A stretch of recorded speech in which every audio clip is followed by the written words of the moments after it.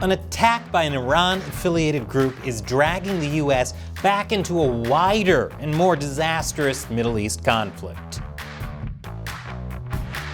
Welcome to America Uncovered. I'm Chris Chappell. U.S. President Joe Biden has a lot on his hands. And I'm not talking about uncomfortable women's shoulders. I'm talking about the Middle East.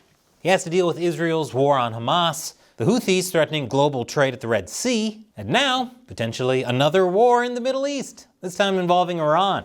3 U.S. troops died in a drone attack by an Iran-backed militia. The U.S. was shocked when the drone attack in Jordan killed 3 U.S. troops and wounded over 40 early Sunday morning. Well, I should say the U.S. people were shocked. The U.S. soldiers in the Middle East who have been facing increased drone attacks since October, not so much. The soldiers who died on Sunday were in their living quarters in Tower 22 when they were attacked.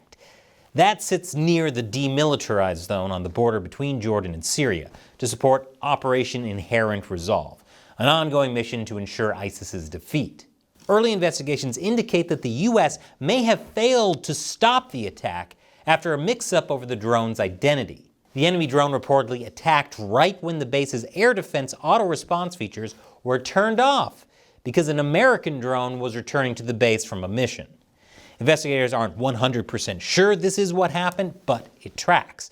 The Iranians did something similar in an attack on Erbil in October 2021, when they flew a drone through a civilian flight path to attack a secret U.S. hangar near the airport. This wasn't the first attack on U.S. forces in the region. According to the Institute for the Study of War, Iranian-backed militias have conducted over 170 attacks on U.S. positions since October 2023, when the Israel-Hamas conflict began. Actually, it's a miracle there haven't been more casualties until now. As early as October, an armed drone hit U.S. barracks in Iraq, but failed to detonate. And several U.S. troops were injured by attacks from Iran-backed militias last year. Given that U.S. troops were actually killed this time, the U.S. knows that it has to respond. But many people fear what could happen next. U.S. officials say the stakes couldn't be higher. I would argue that we've not seen a situation as dangerous as the one we're facing now across the region since at least 1973. 1973 was a scary year. Besides the Middle East being somehow more of a powder keg, that year also saw the rise of The Exorcist and disco. The most horrifying unholy entry into the American zeitgeist, and The Exorcist. Aaron David Miller, who spent years as a Middle East peace negotiator, is less hopeful. He told CNN it's going to get worse before it gets worse, I suspect.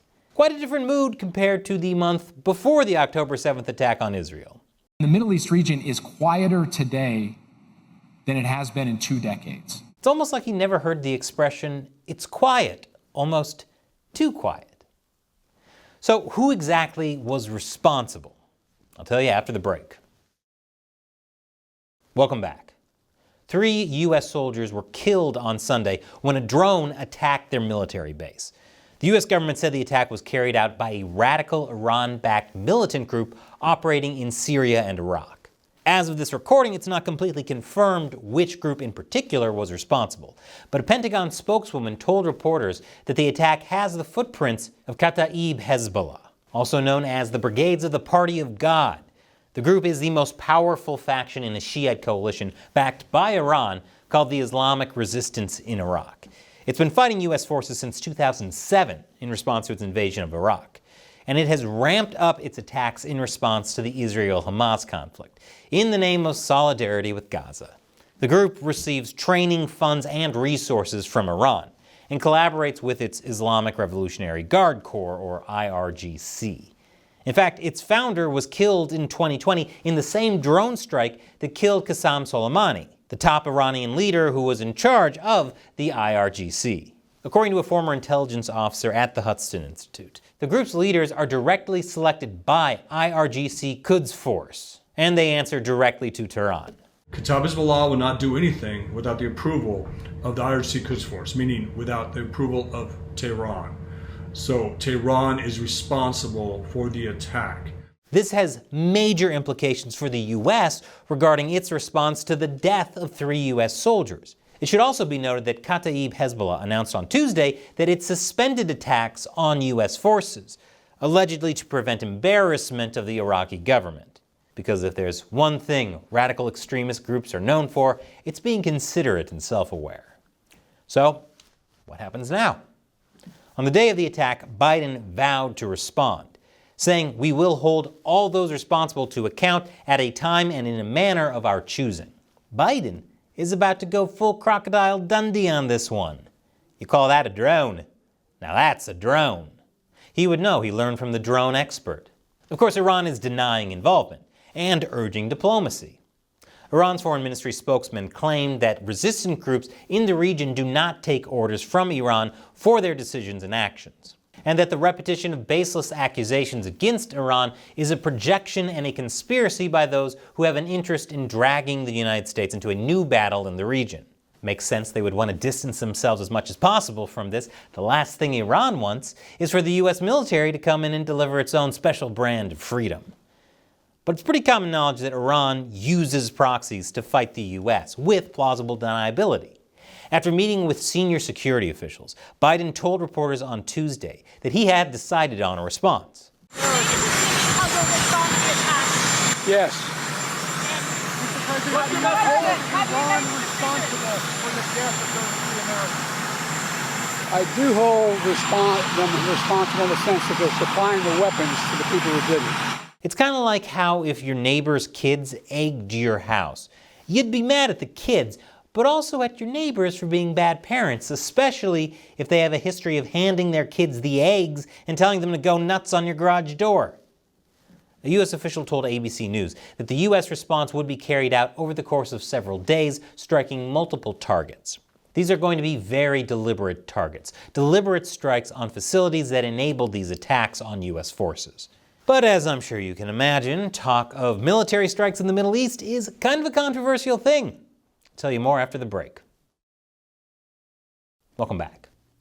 Biden has decided on a response to the drone attack that killed 3 American soldiers. And the U.S. official says it'll include deliberate strikes. This has a lot of people worried, including MSNBC's Joy Reid, who in a recent hot mic moment seemingly blasted Biden when she said, well, you can read the headline. I don't know why people are so concerned, though. I mean, if the U.S. military is good at anything, it's starting wars in the Middle East and getting them over quickly without costing too much. People are now scared out of their pants that war could break out between the U.S. and Iran. Well, except weapons manufacturers, of course. The only thing higher than the body count will be their profit margins. As of this recording, we don't know exactly how the U.S. will respond. Before, the U.S. has occasionally launched retaliatory strikes, like this one in October of last year, though they clearly haven't deterred future attacks. But things could be different this time. Some in the mainstream media speculate that options include not just attacking Iranian-backed militants or attacking Iranian forces abroad, but even attacking Iranian territory. Some Republicans are all in for that last option. Like, really all in. I haven't seen a conservative this fired up since Ben Shapiro rapping about woke people. Many Republicans see the attack as a direct result of Biden's policies. Trump, for example, blames Biden's weakness and surrender for leaving the world on the brink of World War III. These Republicans argue that the Biden administration has shown fear of upsetting Iran and risking escalation, for example, by unfreezing Iranian funds.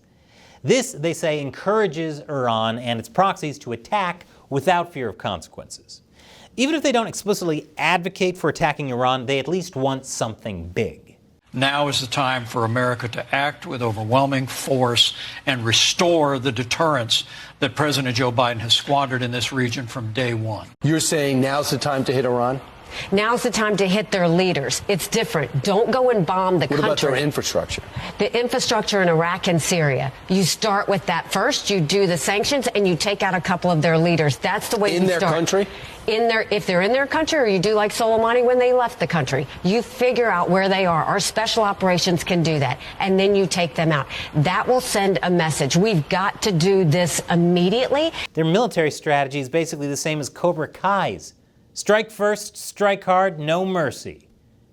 Given how Iranian-backed militants have conducted 170 attacks since October and left many U.S. troops injured, and given the previous responses to attacks didn't stop this from happening, it's understandable why some believe there needs to be something more severe to deter Iran. You'd think if your neighbor's kids egged your house 170 times in 3 months after Halloween, you'd at least contact your HOA or something. The chairman of the House Armed Services Committee says it's long past time for Biden to hold Iran and its proxies accountable for the attacks they've carried out against U.S. and coalition forces.